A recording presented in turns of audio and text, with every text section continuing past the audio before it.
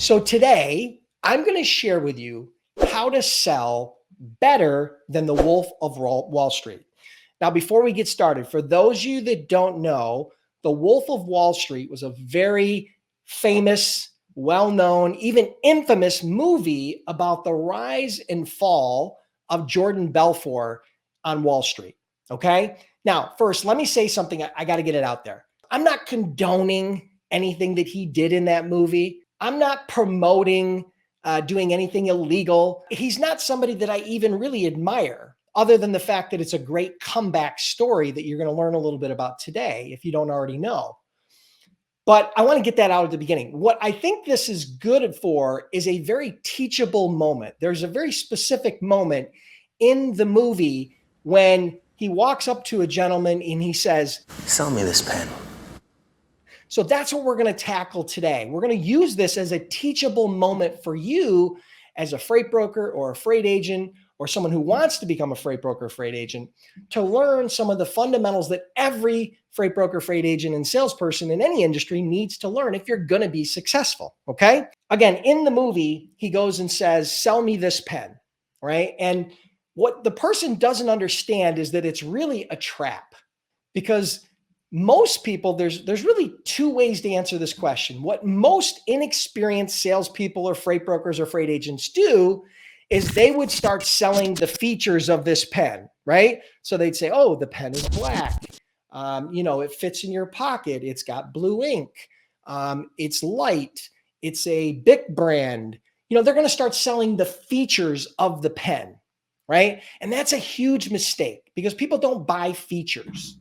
What I want you to understand is that top producers in any industry as salespeople, whether you're a freight broker or freight agent, are going to treat this situation and are going to attack this situation differently than newbies. They are focused on finding a need or finding pain that prospect is currently having. And there's really only one way you can do that, and that is to start asking good questions. Rather than vomiting all over your prospect and just feature, which is what most people do, they start asking good questions. The objective here is to qualify your prospect, because if you cannot find a need, if you cannot find any pain, if there is no need, then you should stop selling. Okay? You can't sell to people who do not have a need. I can't tell you how many hundreds of thousands of hours that salespeople waste trying to sell to somebody who doesn't have a need. So if somebody buys a brand new car yesterday, they don't have a need for a brand new car today. If someone just bought a brand new pen, a really nice pen today, then they don't have a need for a new one tomorrow. So selling to somebody who doesn't have a need makes absolutely no sense and was one of the biggest mistakes and one thing that new people in sales do. So if I were going to sell you this pen, the first thing I would do is ask him a few questions. Like, for example, how long have you been in the market for a new pen? That's an example. He's going to answer that question, "I'm not in the market for a new pen," in which case I might try to qualify him and say, "Do you think you might be in the market for a new pen in the next 30, 60, 90 days?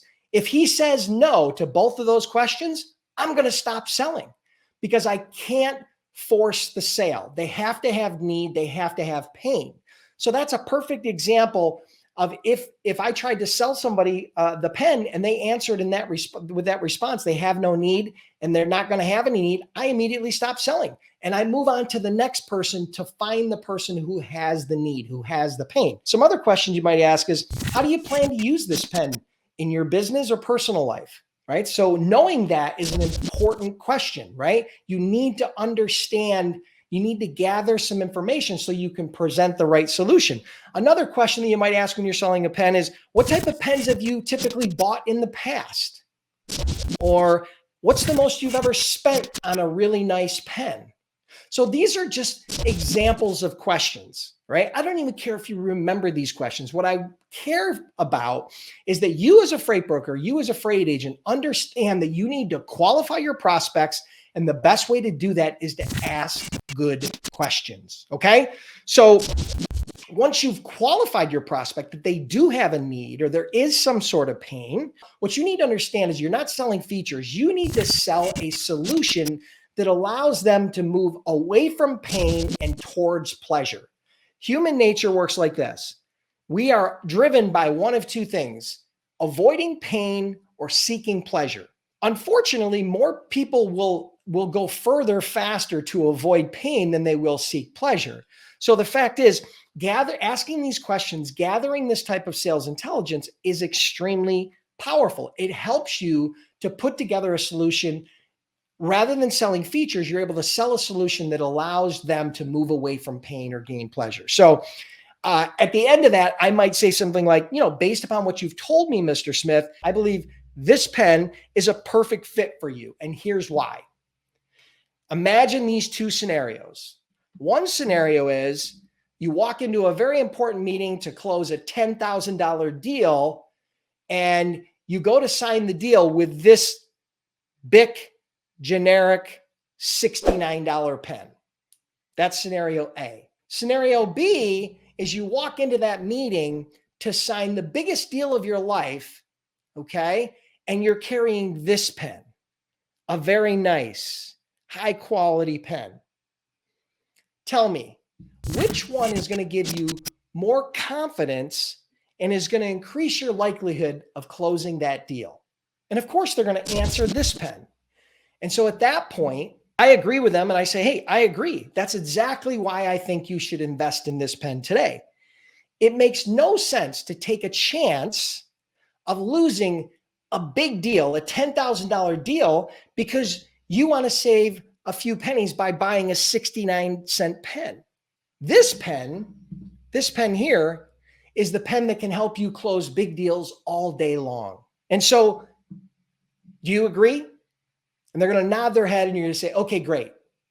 So what's the best address for me to ship that to? I'll make sure I expedite that order. Now, I went through that very quick and it was a bit off the cuff, but I do want you to understand the importance, right? There are 3 or 4 really core things that we went over. I want to summarize some of what we've talked about today, the lessons that I want you to take from this. Number 1, stop selling features. And note, price is just a feature, okay? Number 2, qualify first and stop selling people who do not have a need, who do not have pain. Stop wasting your time. Focus your time on people who do have a need, because those are the people that are going to become your customers. And number 3, gather information and then gather sales intelligence. Gather information by asking good questions and then present a solution that allows them to move away from pain and towards pleasure, okay? So there was actually only 3, right? There's probably some other ones in there, but those are the 3 I want to point out. So yes, we've been talking about a pen today, okay? An inanimate object. It's not a service like freight brokers, but I want you to understand these lessons apply to any industry, to any product. They cross all genres, okay? And that's why I wanted to do this today. And as a freight broker or freight agent, you need to understand the core lessons that I've shared with you today. You see, the hard part for me is really trying to dig in with you in a short form video training like this, right? In a short format like this, it's very hard for me to dig in. But the good news is that I created a program last year after over a decade of waiting and not putting it together called my Freight Broker Sales Accelerator Program. Now, this is a 5-week program where I take this piece of my brain and share with you everything that you need to know about how to get shippers, sales strategies, sales mindset, sales tactics, sales systems, the entire ball of wax. And I share that with you, right?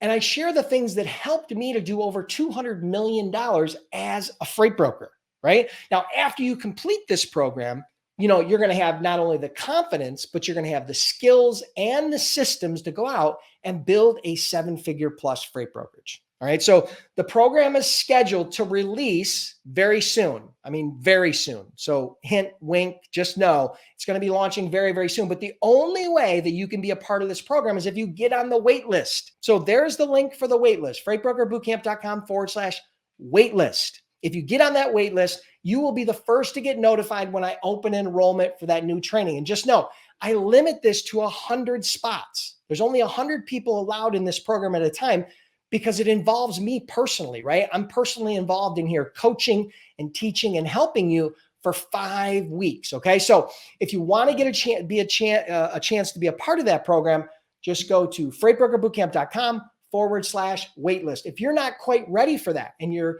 just looking to get started as a freight broker, and feel free to go check out my startup program. It's called Freight Broker Bootcamp. It'll teach you A to Z exactly how you get started, start getting some positive cash flow, and start moving that needle to launch your freight broker, freight agent business.